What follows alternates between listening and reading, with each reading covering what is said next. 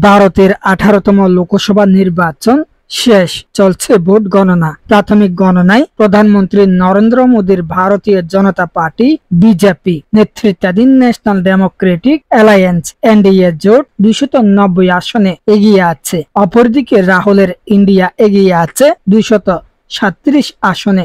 মঙ্গলবার 4 জন বিশ্বের বৃহৎ এই গণতান্ত্রিক নির্বাচন শেষে ভোট গণনা চলমান রয়েছে। ভারতের নির্বাচন কমিশনের দাবি, প্রায় 100 কোটি নিবন্ধিত ভোটারের মধ্যে রেকর্ড সংখ্যক 64 কোটি 20 লাখ মানুষ ভোট দিয়েছেন।